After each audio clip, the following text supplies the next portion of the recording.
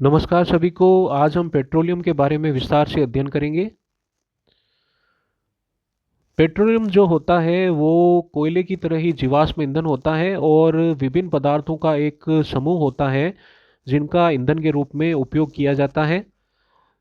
ईंधन के रूप में पेट्रोल का उपयोग हल्के स्वचालित वाहनों जैसे मोटरसाइकिल, स्कूटर, कार आदि चलन आदि में होता है।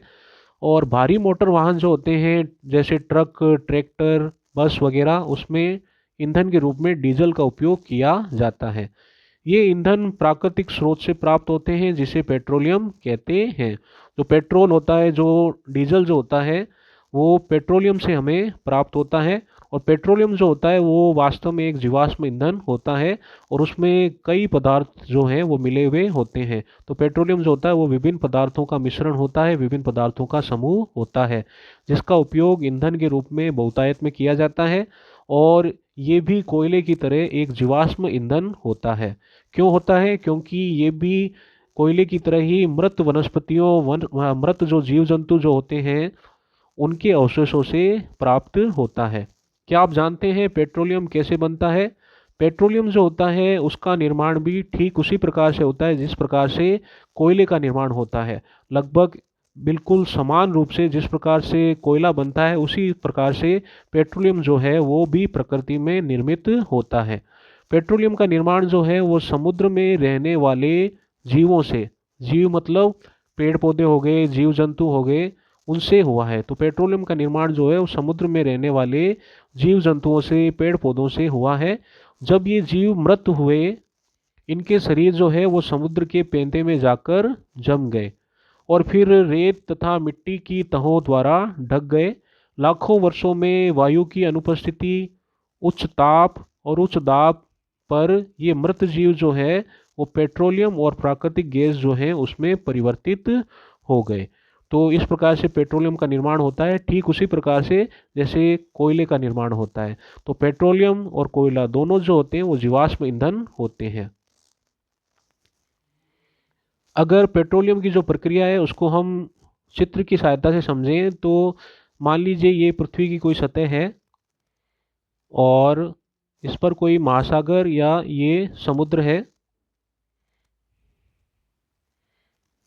इस महासागर और समुद्र में ये जलीय वनस्पति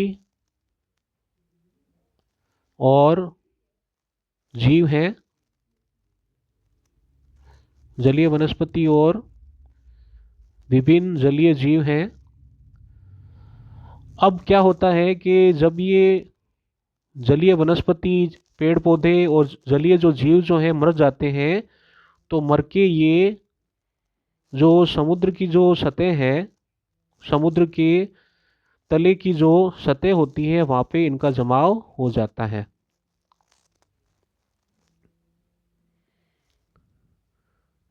और ये समुद्र में जो नीचे की जो सतह होती है वहाँ पे ये जम जाते हैं और फिर इन पे मिट्टी का जमा होने लगता है। जैसे कार्बन के निर्माण के समय हुआ था, कोयले के निर्माण के समय हुआ था, उसी प्रकार से इस पर मिट्टी का जमा हो जाता है। चट्टानें जो होती हैं उनका जमा हो जाता है, जिसकी वजह से क्या होता है, जिसकी वजह से ये जो हैं ये पृथ्वी में नीचे गहराई की तरफ दबते जाते हैं। समुद्र में, महासागर में, समुद्र के नीचे, महासागर के नीचे ये क्या होते हैं, ये नीचे दबते जाते हैं, पृथ्वी की गहराई में दबते जाते हैं। और इन पर ताप और दाब जो है वो बढ़ जाता है। ताप जो है वो भी बढ़ जाता है और दाब जो है वो भी बढ़ जाता है। इन पर जो ताप और दाब का जो मान जो होता है वो बढ़ जाता है और ऑक्सीजन की अनुपस्थिति रहती है। तो ऑक्सीजन की अनुपस्थिति, उच्च दाब और उच्च ताप पर ये जो जलीय जीव जो हैं, जलीय वनस्पतियां जो हैं, ये किस में बदल जाती है? पेट्रोलियम और प्राकृतिक गैस में बदल जाती है। तो इस प्रकार से पेट्रोलियम के निर्माण की प्रक्रिया होती है और इसे जीवाश्म ईंधन भी कहते हैं क्योंकि ये वनस्पति और जो जलीय जीव जो होते हैं उनके मृत अवशेषों से निर्मित होती है।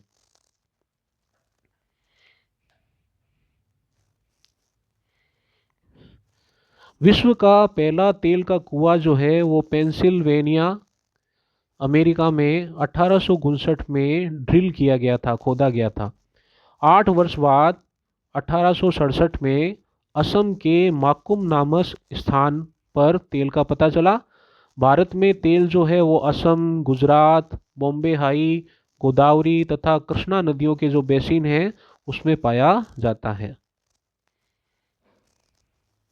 पेट्रोलियम का परिष्करण, इसको पेट्रोलियम का शोधन भी कह सकते हैं। पेट्रोलियम जो होता है वो गहरे रंग का तेलीय द्रव होता है। इसकी गंध जो होती है वो अप्रिय होती है। यह विभिन्न संगठकों यानी विभिन्न अवयवों जैसे पेट्रोलियम गैस, पेट्रोल, डीजल, स्नेहक तेल, पैराफिन मोम आदि का मिश्रण होता है। पेट्रोलियम के विभिन्न संगठकों, प्रभाजों को पृथक करने का प्रक्रम जो है उसे परिष्करण कहते हैं। तो पेट्रोलियम में जो विभिन्न अवयव जो होते हैं उनको पृथक करने के लिए जो क्रियाविधि अपनाई जाती है उसको परिष्करण कहा जाता है। यह कार्य पेट्रोलियम परिष्करणी में संपादित किया जाता है। बड़े बड़े जो है वो इंडस्ट्री लगाई जाती है, बड़े बड़े कल कारखाने लगाए जाते हैं और उसमें पेट्रोलियम परिष्करणी की सहायता से पेट्रोलियम जो होता है उसका परिष्करण या शोधन किया जाता है, जिसके अंतर्गत पेट्रोलियम से उसके जो विभिन्न अवयव जो होते हैं जैसे पेट्रोलियम गैस, पेट्रोल, डीजल, स्नेहक तेल, पैराफिन मोम आदि को अलग किया जाता है। प्राकृतिक गैस। प्राकृतिक गैस एक बहुत महत्वपूर्ण जीवाश्म ईंधन है, क्योंकि इसका परिवहन जो होता है वो पाइपों द्वारा सरलतापूर्वक हो जाता है। मतलब इनको पाइपों की सहायता से सरलतापूर्वक इसको कई स्थानों पर भेजा जा सकता है, एक स्थान से दूसरे स्थान तक। प्राकृतिक गैस को उच्च दाब पर संपीड़ित प्राकृतिक गैस सीएनजी के रूप में भंडारित किया जा सकता है। जो सीएनजी जो होती है उसका पूरा नाम होता है संपीड़ित प्राकृतिक गैस। ये महत्वपूर्ण है, कई बार पूछा जाता है। सीएनजी का पूरा नाम संपीड़ित प्राकृतिक गैस। सीएनजी जो होती है वो वाहनों में ईंधन के रूप में काम में ली जाती है। और एक और गैस होती है एलपीजी। एलपीजी जो होती है उसका पूरा नाम होता है द्रवित पेट्रोलियम गैस। ये भी अपने को पेट्रोलियम से प्राप्त होती है। तो द्रवित पेट्रोलियम गैस एलपीजी। तो एलपीजी का पूरा नाम होता है द्रवित पेट्रोलियम गैस और सीएनजी का पूरा नाम होता है संपीड़ित प्राकृतिक गैस। एलपीजी का उपयोग जो है वो घरों में ईंधन के रूप में किया जाता है बहुतायत में।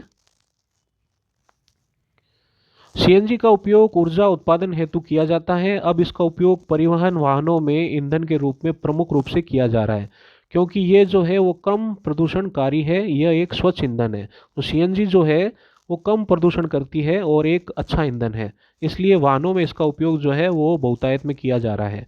सीएनजी का अधिक लाभ यह है कि इसे घरों और कारखानों में सीधा जलाया जा सकता है, जहां इसकी आपूर्ति जो है वो पाइपों के माध्यम से भी की जा सकती है।